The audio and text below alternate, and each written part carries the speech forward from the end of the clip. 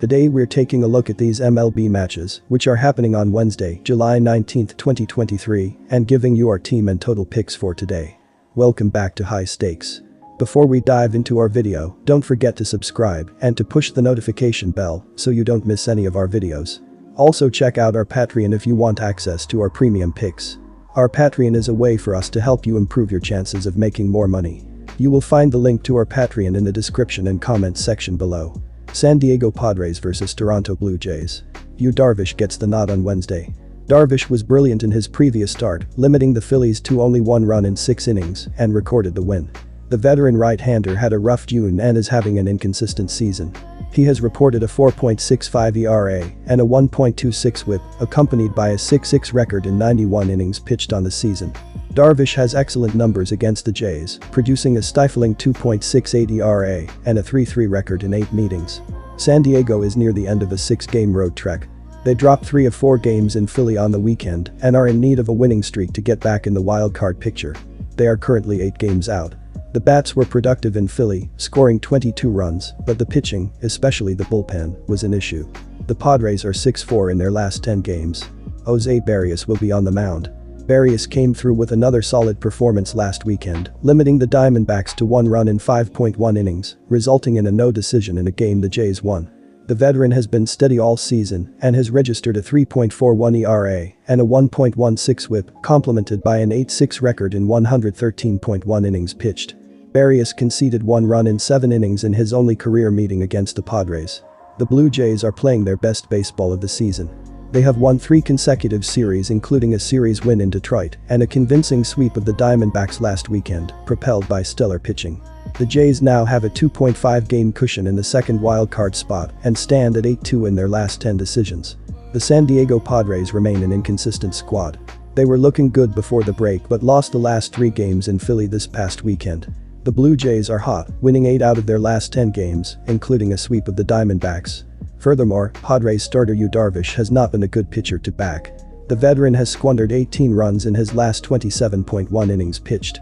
Darvish especially has issues on the road where he has an ugly 5.52 ERA. Blue Jays starter Jose Barrios is delivering, allowing just 1 run in his 12.1 innings pitched on the month. The Jays have won in 8 of his last 10 starts.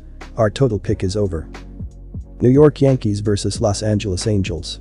The Yankees came into 2023 with sky-high expectations, and while they've survived a plethora of injuries with great aplomb, they appear to finally be catching up with them as they are struggling to keep building momentum and have fallen to last place in the AL East.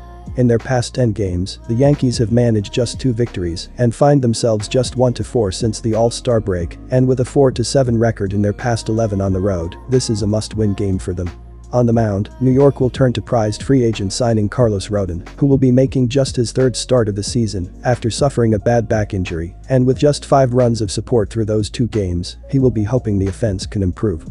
He will need to pick it up as well, as he's allowed a combined 6 runs through 10.1 innings of work, and if he can become the pitcher we've seen over the past 2 years in San Francisco and Chicago, Yankees fans are in for a treat.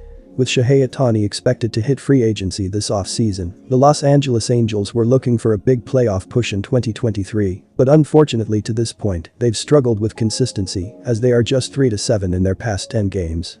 However, since the All-Star break, they've come away with a 3-2 record against some very tough competition, outscoring their opponents just 35-32, meaning that if they continue this way, they will need to scrap and claw to get into the playoffs, but if they can finish off a sweep of the Yankees, that will go a long way to building momentum. On the bump, Law turned to 23-year-old righty Chase Silseth, making his 10th appearance, but just his 2nd start on the year, but with his tendency to come out of the bullpen, it's likely to be a short start for the young pitcher. In his last 3 appearances, Silseth has given up 3 earned runs in 5 innings of work, and while his season ERA sitting at 5.30 doesn't look pretty, he's a pitcher that's improving and will need every bit of that against a solid Yankees lineup. The Angels have surprised everyone by taking the first 2 games of the series against the Yankees. The Angels' pitching has been lights out, allowing just 4 runs on 10 hits in the first 19 innings. The Angels' offense hasn't been as good, but they've done enough to win. The Angels have a chance to build some momentum and make a push for an AL wild-card spot. They're 3-2 against the Yankees this season, and they know this is a big game. I expect the Angels to play their best game of the season and win again. While these two teams possess talented, much-lauded lineups, they've struggled to produce in this series, with a combined 13 runs through the first two games, and while this pitching matchup sees a veteran take on a young, unproven arm, things won't turn around this quickly. Both teams have the talent to get it done, but with both Aaron Judge and Mike Trout on the injured list, significant forces in each lineup are missing, along with other names, and after two low-scoring, hard-fought affairs, this one will be more of the same. Keep it simple, take the under. Chicago White Sox vs New York Mets. The White Sox will have Taiki Toussaint on the mound on Wednesday. Toussaint has looked good in back-to-back outings. He limited the potent Braves to only one run in 5.1 innings last Friday, resulting in a no decision in a game the White Sox lost.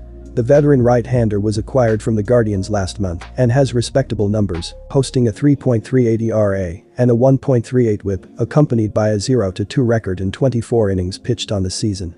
Toussaint has excelled against the Mets, recording a stellar 2.89 ERA and a 1-0 record in 18.2 innings.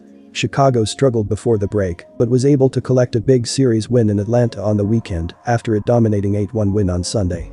It marked their first series win of the month. It's been a disappointing season and they are probably going to be sellers. The White Sox are 4-6 in their last 10 games and are 8 games out of first in the AL Central. The Mets will send Justin Verlander to the rubber. Verlander wasn't great in his latest effort.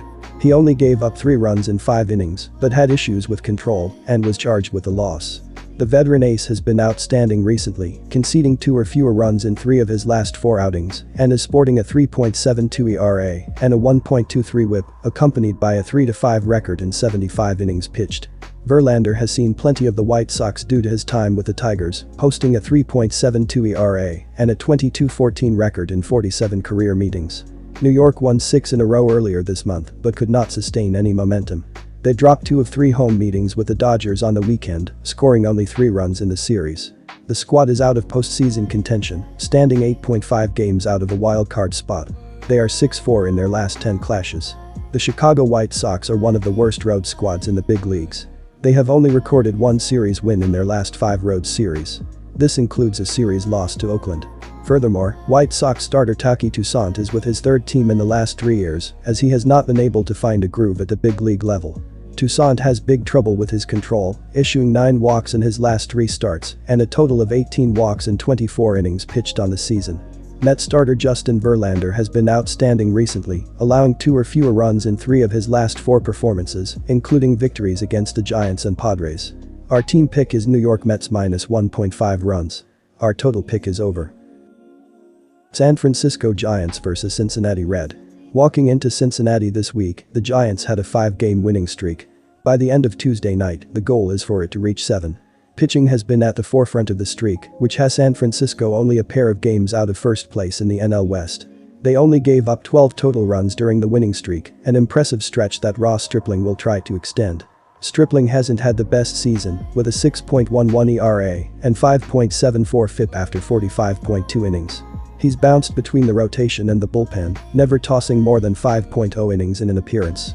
Stripling has been sharper since returning in late June, allowing 5 runs over 13.1 innings. However, the Giants have only won in 3 of his 13 outings this season.